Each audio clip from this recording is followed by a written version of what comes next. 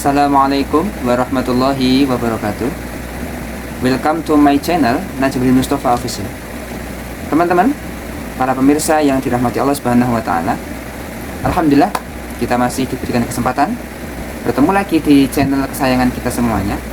Pada kesempatan ini, ya, kita akan melanjutkan bahasan berkenaan dengan Raden Ajeng Kartini yang hari kelahirannya diperingati sebagai Hari Kartini, yaitu pada tanggal 21 April. Pada video yang sebelumnya sudah kita bahas, ternyata ada fakta-fakta menarik di balik emansipasi yang diperjuangkan oleh R.A. Kartini.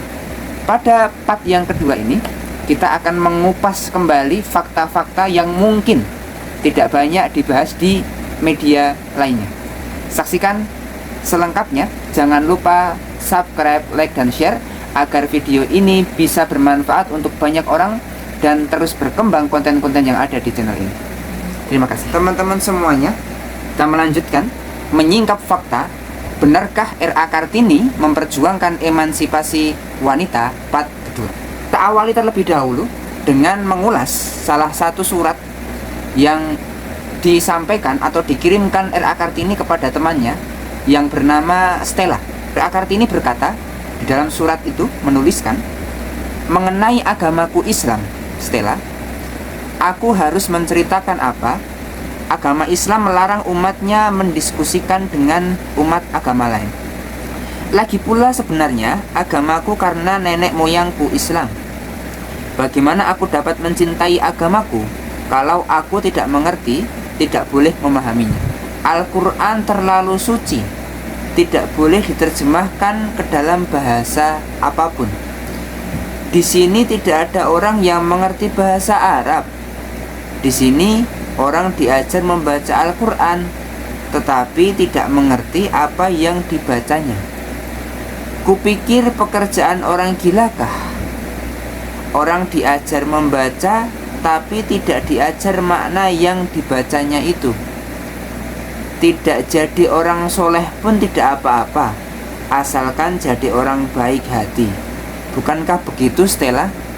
Nah, itu adalah salah satu surat yang ditulis Raden Ajeng Kartini kepada temannya yang bernama Stella pada tanggal 6 November 1899. Dari surat ini kita bisa memahami bahwa R.A. Kartini merasa dia kurang dapat memahami agama Islam karena beliau beserta dengan masyarakat Jawa pada umumnya pada waktu itu mengalami keterbatasan, ya, kemampuan berbahasa Arab, sementara Al-Quran tidak diterjemahkan ke dalam bahasa Jawa pada waktu itu.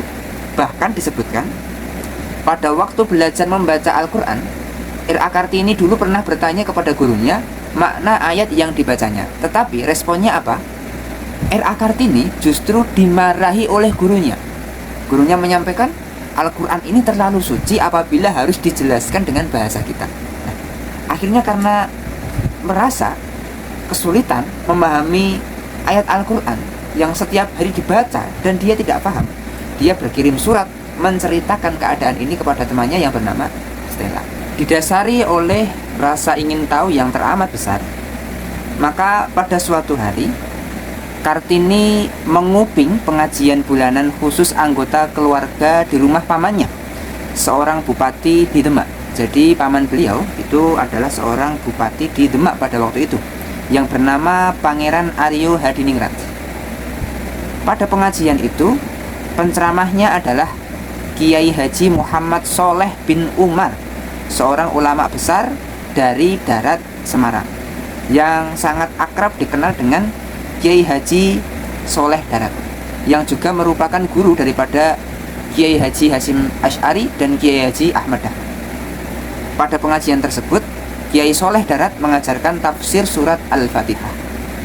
Selesai acara pengajian, Kartini menemui Kiai Soleh sembari berkata, "Kiai, selama hidupku baru kali inilah aku sempat mengerti makna dan arti surat pertama dan induk Al-Quran yang isinya begitu indah, menggetarkan sanubariku.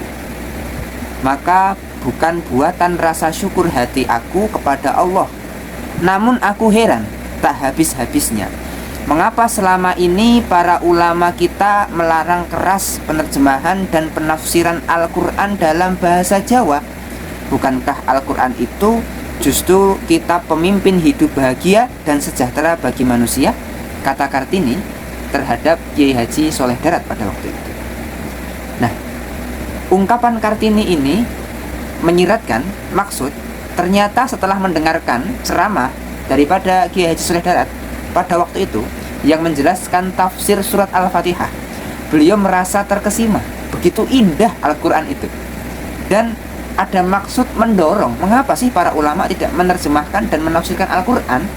Bukankah Al-Quran itu menjadi panduan hidup yang sejahtera bagi manusia? Setelah pertemuannya dengan Raden Ajeng Kartini, Kiai Soleh Darat tergugah untuk menerjemahkan Al-Quran ke dalam bahasa Jawa. Dan pada hari pernikahan Kartini, Kiai Soleh menghadiahkan kepadanya terjemahan Al-Quran dengan judul Faidur Rahman fi Tafsiril Quran. Mulailah Kartini mempelajari Islam dalam arti yang sesungguhnya.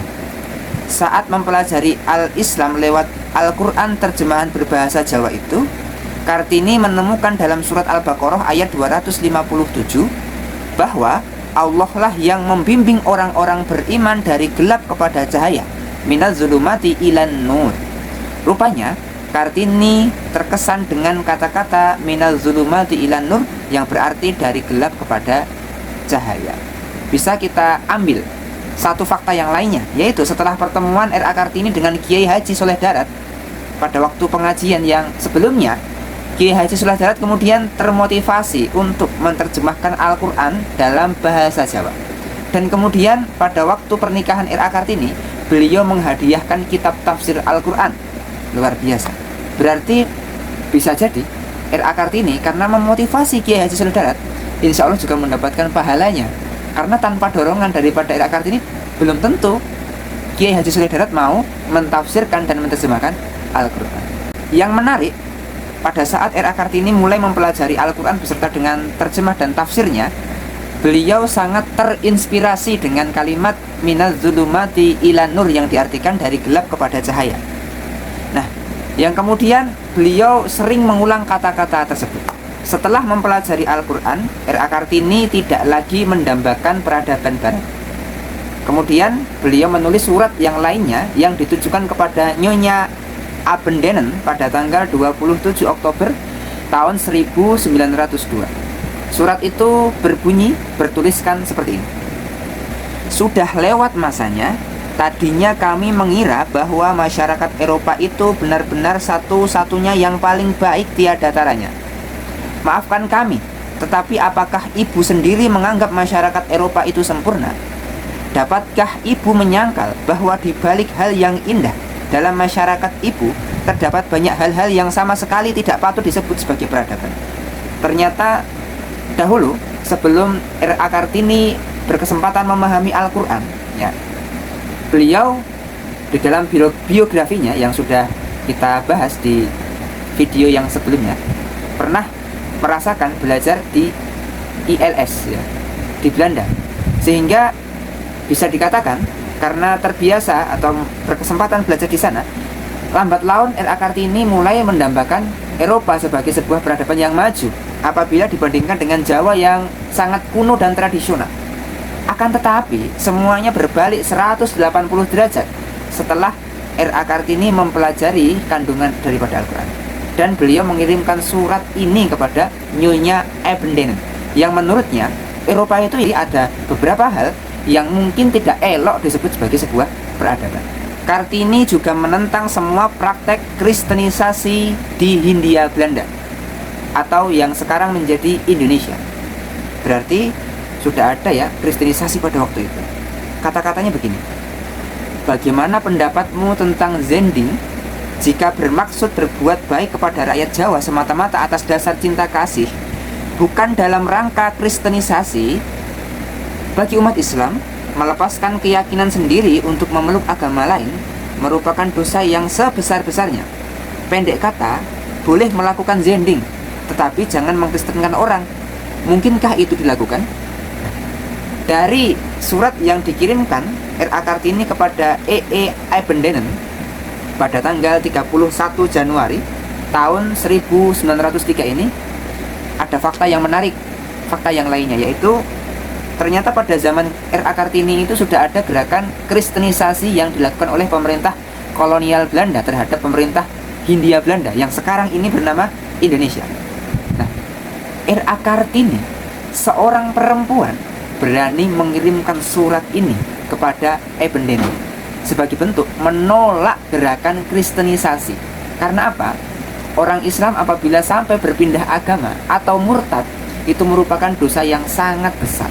Bahkan di surat yang lainnya yang ditujukan kepada Nyonya Van Kol pada tanggal 21 Juli 1902, R.A. Kartini bertekad memenuhi panggilan surat Al-Baqarah ayat 193, berupaya untuk memperbaiki citra Islam yang selalu dijadikan bulan-bulanan dan sasaran fitnah.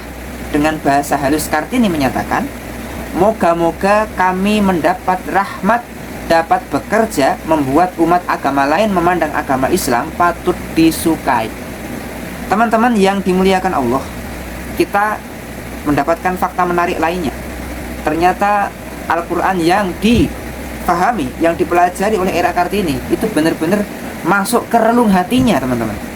Pada saat Allah menyeru untuk berperang sehingga tidak ada fitnah di atas muka bumi dan agar agama itu hanya milik Allah semata, R.A. Kartini kemudian bertekad memenuhi panggilan daripada surat Al-Baqarah ayat 193. Ini sesuatu yang luar biasa. Jadi sekali lagi, emansipasi yang diperjuangkan R.A. Kartini apabila kita bahas dengan surat-surat yang pernah dikirimkan kepada teman dan korespondensinya di Belanda, itu mengerucut beliau memperjuangkan apa?